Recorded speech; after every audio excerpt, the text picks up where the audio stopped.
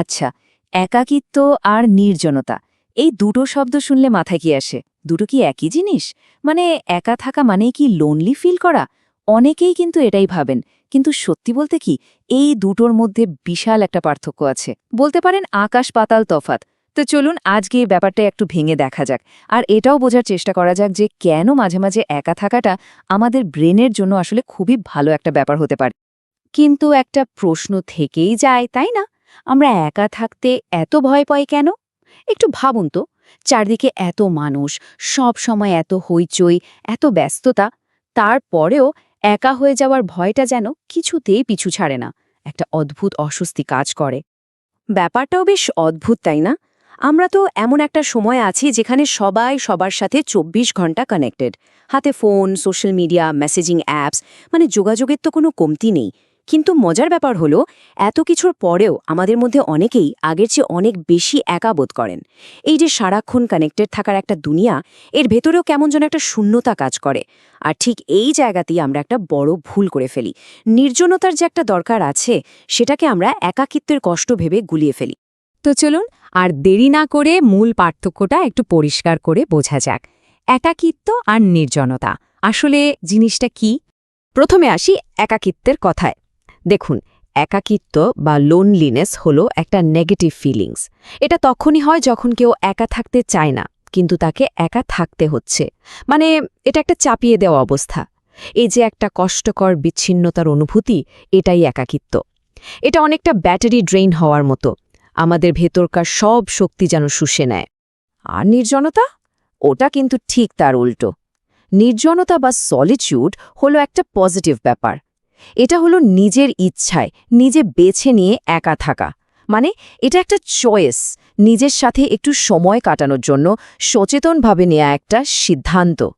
ধরুন, পছন্দের একটা বই পড়ছেন বা এক কাপ কফি নিয়ে চুপচাপ বসে আছেন। ওই মুহূর্তটা কতটা শান্ত আর রিফ্রেশিং লাগে, তাই না? নির্জনতা ঠিক তেমনই। তাহলে পার্থক্যটা কিন্তু একদম পরিষ্কার। একাকিত্ব হলো চাপিয়ে দেয়া, আর নির্জনতা হলো নিজের ইচ্ছে বেছে নেওয়া। একটা আমাদের এনার্জি শেষ করে দেয়, অন্যটা আমাদের রিচার্জ করে। একাকিত্ব আমাদের মধ্যে ভ্রান্তি বা অ্যাংজাইটি তৈরি করে, আর নির্জনতা মনকে শান্ত করে। একটাতে থাকে শূন্যতার অনুভূতি, অন্যটাতে নিজেকে বেশ পরিপূর্ণ মনে হয়। সোজা কথায় একটা হলো কিছু না পাওয়ার কষ্ট, আর অন্যটা হলো বেছে নেয়ার স্বাধীনতা। আচ্ছা, নির্জনতার এত গুণগান তো হল, কিন্তু এর আসল পে অফটা কি? মানে আমরা যখন একা থাকি তখন আমাদের ব্রেনের ভেতরে ঠিক কি ঘটে? কি এমন ভালো কিছু হয়? ব্যাপারটা বেশ ইন্টারেস্টিং। নির্জনতা আমাদের ব্রেনের জন্য একটা সুপার টনিকের মতো কাজ করে। প্রথমত, এটা আমাদের ক্রিয়েটিভিটি বাড়ায়, কারণ তখন ব্রেন কোনো রকম বাধা ছাড়াই নতুন নতুন আইডিয়া নিয়ে নাড়াচাড়া করার সুযোগ পায়। দ্বিতীয়ত, এটা আমাদের ফোকাস আর কনসেন্ট্রেশন বাড়াতে সাহায্য করে, যা আজকের এই ডিজিটাল যুগে পাওয়াটা কিন্তু বেশ কঠিন। নির্জনতার সময় আমাদের মস্তিষ্ক দিনের সব ঘটনা আর তথ্যগুলোকে ঠিকমতো গুছিয়ে রাখে, ফলে আমাদের মেমোরিও শক্তিশালী হয়। শুধু তাই না, এটা আমাদের ইমোশন কন্ট্রোল করতেও হেল্প করে, আর নিজের সম্পর্কে আমাদের সচেতনতা অনেক বাড়িয়ে দেয়।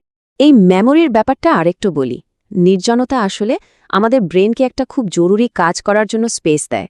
সেটা হলো ফাইল সর্ট করার মতো। ভাবুন তো, সারাদিন আমরা কত কিছু দেখি, শুনি, শিখি। এই সব তথ্যগুলো তো গুছিয়ে রাখতে হবে, তাই না? নির্জনতার সময় ব্রেন ঠিক এই কাজটাই করে। সে প্রয়োজনীয় তথ্যগুলোকে শর্ট টার্ম মেমোরি থেকে লং টার্ম মেমোরিতে পাঠিয়ে দেয়, অনেকটা কম্পিউটারের হার্ড ড্রাইভে ফাইল সেভ করার মতো। শেখার জন্য এই প্রসেসটা যে কতটা জরুরি, তার বলার অপেক্ষা রাখে না। এই প্রসঙ্গে একটা খুব সুন্দর কথা আছে। নির্জনতা মানে সঙ্গের অনুপস্থিতি নয়, বরং সেই মুহূর্ত যখন আমাদের আত্মা আমাদের সাথে কথা বলার এবং জীবনের সিদ্ধান্ত নিতে সাহায্য করার সুযোগ পায়। কি অসাধারণ একটা কথা, তাই না?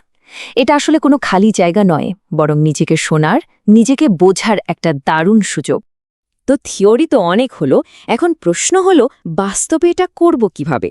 মানে এই যে স্বাস্থ্যকর নির্জনতা, এটাকে আমাদের দৈনন্দিন জীবনের একটা অংশ বানানো যায় কিভাবে? চলুন এবার সেই প্র্যাকটিক্যাল স্টেপগুলো দেখে নেওয়া যাক। বিশ্বাস করুন, ব্যাপারটা মোটেও কঠিন কিছু না, মাত্র কয়েকটা সহজ স্টেপ ফলো করলেই হবে। স্টেপ 1, নির্জনতার জন্য টাইম শিডিউল করুন। হ্যাঁ, ঠিকই শুনেছেন। অন্য সব গুরুত্বপূর্ণ কাজের মতো এটার জন্যও ক্যালেন্ডারে কিছুটা সময় ব্লক করে রাখুন। স্টেপ 2, ডিসকানেক্ট করুন। ওই নির্ধারিত সময়ে ফোনটা সাইলেন্ট করে দিন, পারলে অন্য ঘরে রেখে আসুন। সব ডিজিটাল ডিস্ট্র্যাকশন থেকে দূরে থাকুন। স্টেপ 3, বর্তমান মুহূর্তে থাকুন। এই সময়টায় একটা বই পড়তে পারেন, একটু হাঁটতে পারেন বা কিচ্ছু না করে শুধু জানালার বাইরে তাকিয়ে থাকতে পারেন। মূল কথা হলো যাই করবেন মন দিয়ে করবেন। আর ফাইনালি স্টেপ 4, ছোট করে শুরু করুন। শুরুতেই ঘন্টার পর ঘন্টা একা থাকার দরকার নেই। প্রতিদিন মাত্র 10 থেকে 15 মিনিট দিয়ে শুরু করুন, দেখবেন এতেই দারুণ কাজ হবে। তাহলে সবটা শোনার পর এখন ভাবার পালা, নিজের জন্য পরবর্তী নির্জন মুহূর্তটা কবে ঠিক করা যায়। একটু ভেবে দেখবেন কিন্তু।